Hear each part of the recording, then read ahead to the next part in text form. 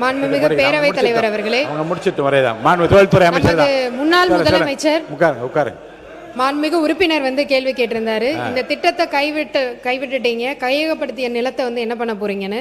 மாற்று தொழில் திட்டங்கள் மக்களை பாதிக்காதவாறு கையகப்படுத்தப்பட்ட நிலங்களில் செயல்படுத்தப்படும். இதன் மூலம் தொழில் வளர்ச்சி மற்றும் வேலை வாய்ப்பு, பொருளாதார வளர்ச்சி இப்பகுதியில் ஏற்படும். அதை விட இவ்வளோ நேரம் வந்து ஒரு சில விஷயங்கள் வந்து பேசிட்டே இருந்தாங்க. ஏன் பரந்தூர் கைவிடப்பட்டது? இதுக்கு வந்து முக்கிய ரீசன் வந்து அங்கே வந்து பல காலமாக ரைஸ் கல்டிவேஷன் வந்து பண்ணிட்டு இருக்காங்க.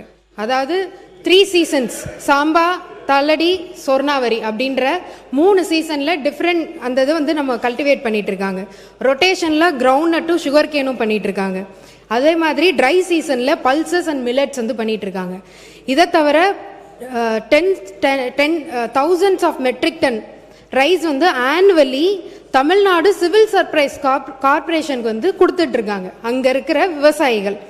இது மட்டும் இல்லாமல் பிடிஎஸ் டிஸ்ட்ரிபியூஷனுக்கும் அவங்க வந்து கொடுத்துட்டு இருக்காங்க. இந்த நிலம் வந்து என்ன அப்படின்னு பார்த்தீங்கன்னா, எப்பயுமே ஒரு வாட்டர் பாடி, அதாவது மழை பெய்யாமல் இருந்தாலும் அங்கே வந்து கல்டிவேஷன் நடக்கக்கூடிய அப்படிப்பட்ட ஒரு விளை நிலம். அந்த இடத்த நம்ம வந்து இன்னைக்கு ஏர்போர்ட்டாக மாற்றணும்னு சொல்லிட்டு இருக்கோம். இதை தவிர அங்கே வாட்டர் கெனல் வந்து 2 இருக்கு. குணகரம்பாக்கம், கம்மங்கால் கெனல், 2 கெனல்ஸ் வந்து இங்கே இருக்கு.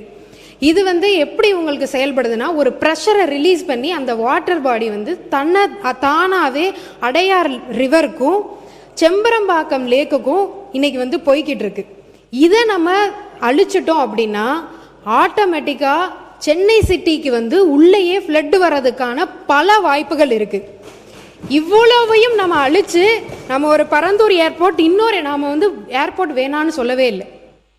இன்னொரு இடத்த நாங்கள் இந்த மாதிரி அது ஒரு சரிவான இருக்கிற ஒரு விளைநிலம், அந்த இடத்துல நீங்கள் எவ்வளோ தூரம் மண்ணை போட்டு இன்னொரு ஒரு ஏர்போர்ட்டை நீங்கள் கொண்டு வருவீங்க? இதே இது கொச்சினில் நடந்தது.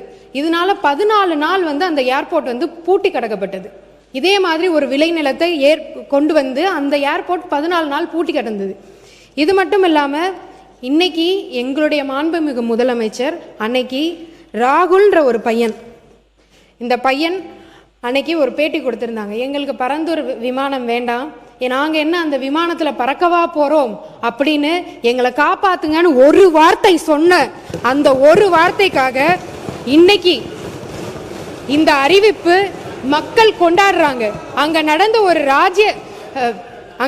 ஒரு ரீசன்ட் லோக்கல் பாடி மீட்டிங்கில் விஜய் ரோடு அப்படின்னு சொல்லி நாங்கள் வைக்க போகிறோன்னு அறிக்கையே அவங்க வந்து இன்னைக்கு விட்டுருக்காங்க. மக்கள் அத்தனை பேரும். இதனால விவசாயிகளோட வாழ்வாதாரம் பாதிக்கப்படும், 1500 நீர்நிலைகள் பாதிக்கப்படும், 1000 குடும்பங்கள் இடம்பெயரணும். இதையெல்லாம் கன்சிடர் பண்ணாமல் ஒரு ஏர்போர்ட்டை நம்ம எப்படி அங்கே கொண்டு வர முடியும்? இதை தவிர இன்னொரு வந்து கேட்டிருந்தாரு. நான் ஒரே ஒரு கேள்வி கேட்குறேன். சென்னை ஏர்போர்ட் மீனம்பாக்கம் ஏன் நீங்கள் 5 வருடம் கிடப்பில் போட்டு வச்சுருந்தீங்க? மேல இருந்து சென்ட்ரல் கவர்மெண்ட் உங்களுக்கு அன்னைக்கே அப்ரூவல் கொடுத்துருந்தாங்க. நீங்கள் ஏன் 5 வருஷம் அதை சும்மாவே வச்சுருந்தீங்க? உங்களுக்கே தெரியும் பரந்தூர் ஏர்போர்ட் வந்ததுன்னா இன்னும் 5 வருஷம் ஆகும்னு. ஆனால் அதை எக்ஸ்பேன்ஷன் அன்னைக்கே பண்ணியிருந்திருக்கலாம். அதுக்கான சென்ட்ரல் கவர்மெண்ட் அதுக்கான அப்ரூவலும் கொடுத்தாங்க. என்ன நோக்கத்துக்காக நீங்கள் இதை வந்து ஸ்டாப் பண்ணி வச்சுருந்தீங்க? உங்களோட மனசாட்சியை நீங்களே கேட்டுக்கோங்க. நீங்க பேசுங்க, தொடர்ந்து பேசி முடிங்க. நீங்க பேசுங்க, உட்காருங்க. அவங்க பேசி முடிக்கல. இது மட்டும் இல்லாம இன்னைக்கு வந்து சொல்றாங்க இதனால வந்து தொழிலே வந்து பாதிக்கப்படும் தமிழ்நாட்டில். அப்ப 49% எலக்ட்ரானிக் எக்ஸ்போர்ட் வந்து இன்னைக்கு பரந்தூர் ஏர்போர்ட்டை நம்பி தான் இன்னைக்கு போய்கிட்டு இருக்கா. 41% எலக்ட்ரானிக்ஸ் எக்ஸ்போர்ட் இன்னைக்கு போர்ட் மூலமாகவும் ஏர் கார்கோ மூலமாகவும் சென்னை ஏர்போர்ட் மூலமாக தான் அனுப்பிச்சிட்டு இருக்கோம். நாம் வந்து இன்னைக்குமே எதையுமே நம்ம சொல்லவே இல்லை. எங்களுக்கு ஏர்போர்ட் வேணும், 2வது ஏர்போர்ட் வேணும். எக்ஸ்பேன்ஷனுமே உள்ளே இருக்கிற காரிடோர்லே தான் வரப்போகுது. அந்த எக்ஸ்பேன்ஷன் ஏதோ அவர் சொல்றாரு எதையோ இடிச்சிட்டு நம்ம வந்து ரன்வே பண்ண போறோம்னு, அப்படியெல்லாம் கிடையவே கிடையாது. அதுக்காக ஏர்போர்ட் அத்தாரிட்டி இந்தியா வந்து ஏற்கனவே வந்து T5 முனையத்தின் பயணிகள் முனையம் வந்து உத்தேசிக்கப்பட்டிருக்கு. அதே மாதிரி T5 முனையத்தின் புறவழி சாலை, தாம்பரம் மதுரவாயில் சாலை அமைக்க மாநில அரசின் அனுமதியும் ஒத்துழைப்பும் கோரி உள்ளது.